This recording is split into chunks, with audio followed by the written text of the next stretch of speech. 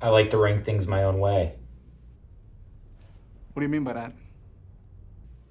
How I rank them, not necessarily how they should be ranked.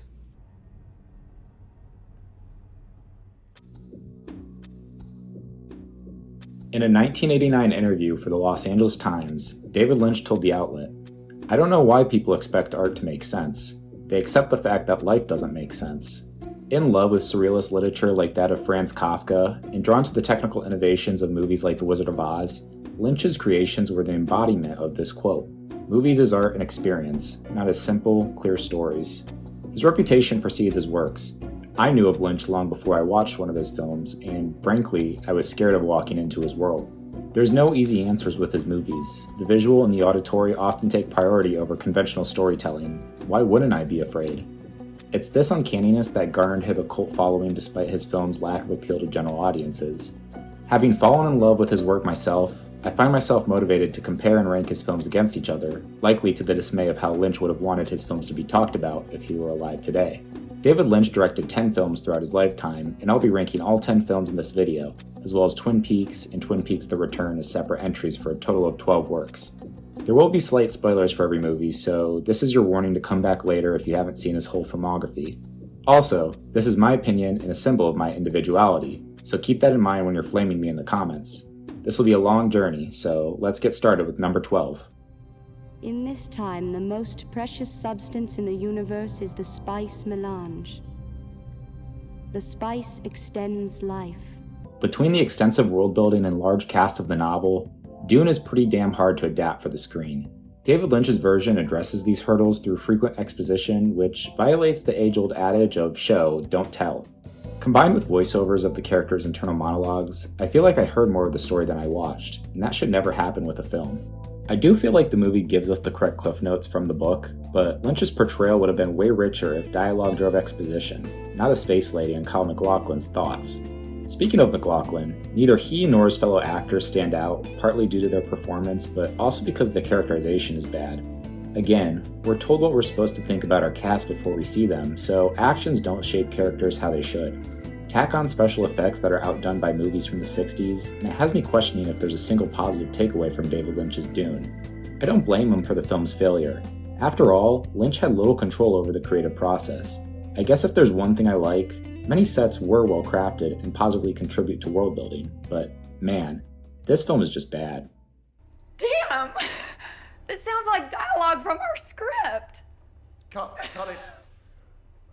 What's going on? If a film is hard to follow, it has to make up for it somewhere else. Inland Empire strictly does not. The performances sans Laura Dern are fine at best, the film is paced poorly, and the digital footage style has been done better by All About Lily Shoo Shoo and Love and Pop, works that came out before this one. This isn't to say that confusing movies are inherently crappy, but rather that Inland Empire fails to offer the thematic clarity and strong characterization that enriches David Lynch's other complex films. The film is also his longest at 3 hours, which drags on when things are hard to follow and there's a paltry soundtrack. Again, that's not an indictment against long films. Oppenheimer and Barry Lyndon are both 3 hours, but they offer rich cinematography, quick-moving plots, and music that sells the setting. 3 hours is too long for a conceptually ambiguous movie. Is there anything I do like, you might ask? Well, yeah. Terry Crews is in the movie, even if he only has one line. The prostitute dances are fun, although confusing like the rest of the film.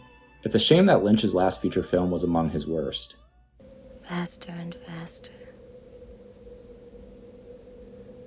And for a long time, you wouldn't feel anything. And then you'd burst into fire.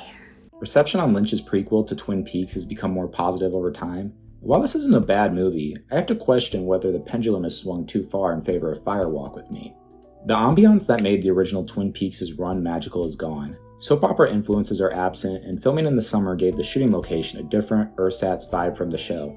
The first 30 minutes, which features the story of Blue Rose Task Force member Chet Desmond, feels superfluous and disjointed, especially compared to the heavy and important tale of Laura Palmer that follows. Also, Lara Flynn Boyle's gone, Sherilyn Fenn is nowhere to be seen, and Kyle MacLachlan shares his one scene with David Bowie. These are all issues that cannot be ignored, even if Fire Walk with Me's depiction of Laura Palmer's death is so harrowing and powerful. Sheryl Lee is show-stopping and Ray Wise is scary as he needs to be. The cinematography is also beautiful and reframes the town of Twin Peaks in a new, unique way. although I would have preferred the wintry consistency of the show. The strengths in performance and plot aren't enough to make up for some of the production decisions that hamper Lynch's thesis on Laura's life. Rosie, I've got to go see Lyle. And I've got to make this trip on my own. The Straight Story is a major departure from the typical Lynchian style.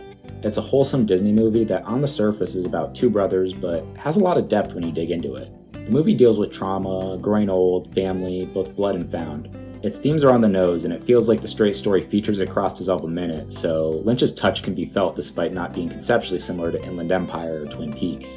This departure from the director's style is not bad. In fact, it allows the performances of Richard Farnsworth, Sissy Spacek, and James Cada to flourish and come across as genuine.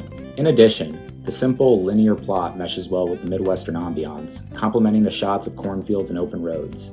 A ton of the movie is spent watching Alvin ride his tractor, and while I understand it's a road trip movie, much of this could have been trimmed down. David Lynch also chose to use fade to black cuts quite a bit, and it makes the movie episodic and choppy instead of one long, continuous journey. The Straight Story proves that Lynch doesn't have to be oniric and nightmarish to produce a good film, but there's so many other movies in his filmography that edge out this one. If you're truly wild at heart, you'll subscribe to Triviafish. Don't turn away from subscribing. Don't turn away from subscribing. Don't be afraid, sailor. But I'm wild at heart. Wild at Heart is not a perfect film, it has many flaws, but within its imperfections is a special, special movie. Laura Dern, her best collaboration with Lynch.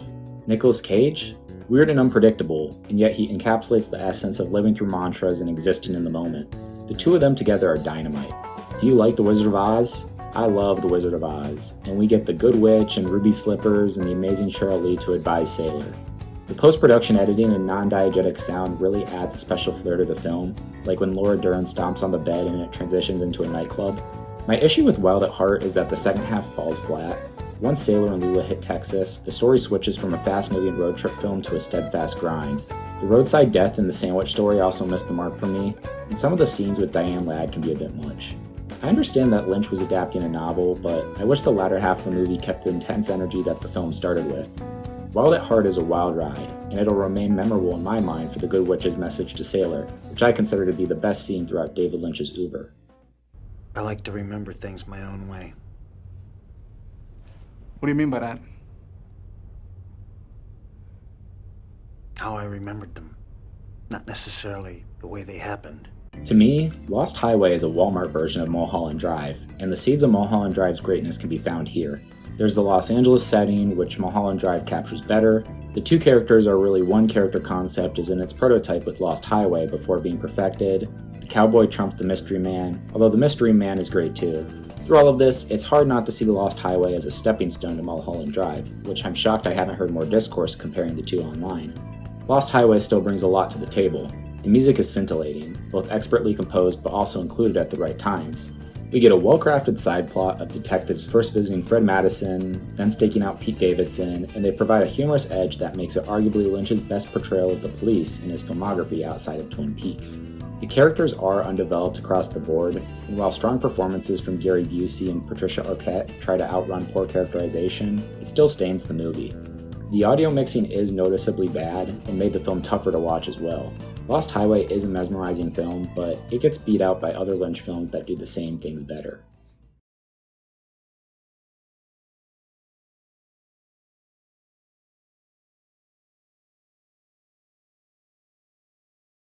Despite being labeled one of the strangest films to ever be made, I find Eraserhead to be Lynch's most relatable.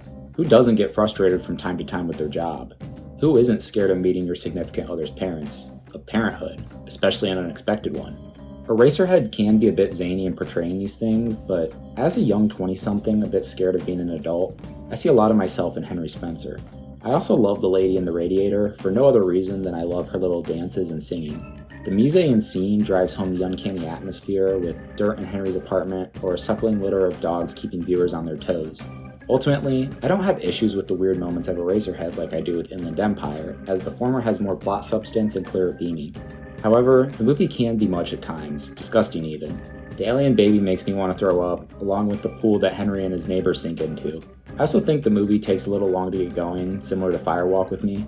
These are small complaints though, because Eraserhead pulls off a cryptic approach while making it just palatable enough for a wider audience. What kind of beer do you like? Heineken? Fuck that shit! Pabst Blue Ribbon! My first foray into David Lynch's oeuvre was Blue Velvet, and it's where I recommend others start their journey. The film strikes a balance between being palatable for a common audience while also not holding back on its Lynchian weirdness.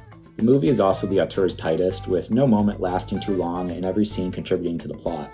Thematically, Blue Velvet's exploration into the underbelly of suburban America is superb, approached in a fascinating way. For how much I like Kyle MacLachlan in Twin Peaks, I think his performance is actually a little stiff here. I wish he had more emotion in specific moments, but I also wish the script better explained Jeffrey Beaumont's motivations. Dennis Hopper and Laura Dern are great, though Dern's philosophical dialogue is a bit too on the nose. Lastly, the music is great. Obviously there's the titular Blue Velvet by Bobby Vinton, but In Dreams by Ray Orbison and Love Letters by Ketty Lester round out an amazing soundtrack.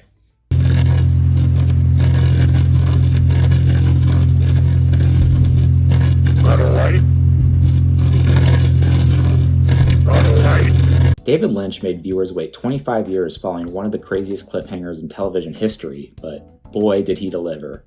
Twin Peaks: The Return expands upon our questions from the original series while introducing new elements for fans to wrap their head around. There's more Gordon Cole and Albert Rosenfeld, and they bring their A-game, both in writing and performance. The Dougie Jones plotline is arguably the best from the entire series, and to me is a synthesis of the lessons Lynch learned in the years since the original show. Dougie Jones's hijinks are a prettier shade of the road rage scene from Lost Highway or the ketchup fiasco from Inland Empire, mastered for the end of the director's career. Agent Cooper is largely absent from The Return, unfortunate for me considering he's my favorite character of the original run. I was biding my time with Mr. C, kinda just waiting until he was defeated in hopes that Agent Cooper would come back. I'm also ambivalent towards the bigger scope of The Return, as I enjoy what we see in Buckhorn in New York, but I miss the sleepy town soap opera ambiance of Twin Peaks. Also, what the hell is happening with Audrey? Who knows? But I do know that The Return is a lot of fun, and I even enjoy the ending, including the Deus Ex Machina with the British dude and all. I'm sorry. I'm just so excited to be here.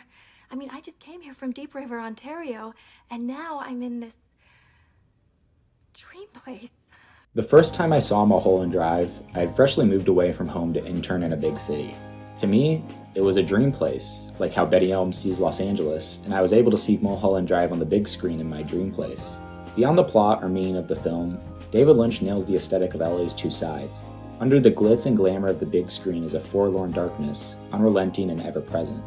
I don't think there's a single bad performance, impressive considering there's a decently large cast of characters. Naomi Watts stands out for her role as Betty Elms, and I appreciate the added layer that Watts' real-life story mirrors that of who she plays. The cowboy is the most mysterious and intriguing figure throughout Lynch's oeuvre, beating out heavyweights like the Mystery Man or Bob. The rise and fall of Adam Kesher, along with the "This is the girl" scene, This is the girl. is great. Sound design, lighting, the cinematography, it's all perfect and adds to the ambiance of the movie. The last 30 minutes is the least intriguing part of the movie, but it does tie some unanswered questions up nicely. I also like the mystic blue box, almost acting as a MacGuffin until it isn't. As I said earlier, Mulholland Drive is Lost Highway, but better in every facet. There's very little to dislike about the film, but there's one show and one movie that I think are slightly better. I am not an animal! I am a human being!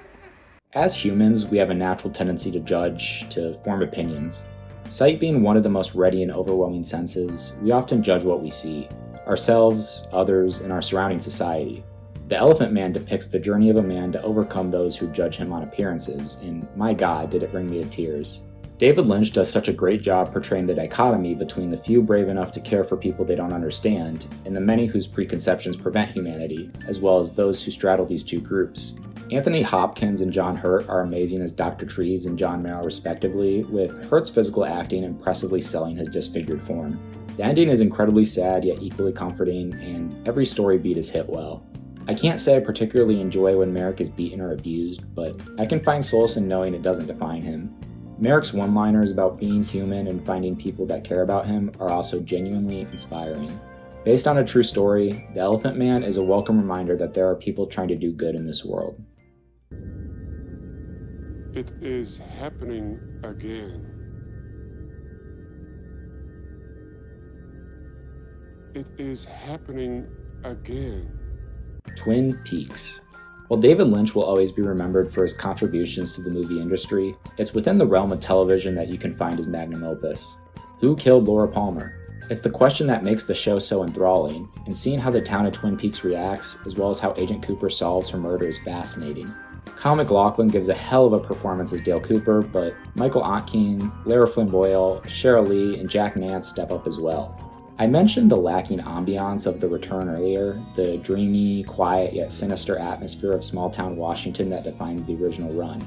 Yeah, it's pretty awesome. Angelo Badalamenti's score is on point, the set design is gorgeous while evoking small-town America, and the plot never feels too stale despite the same mystery being the motivations behind the entire show.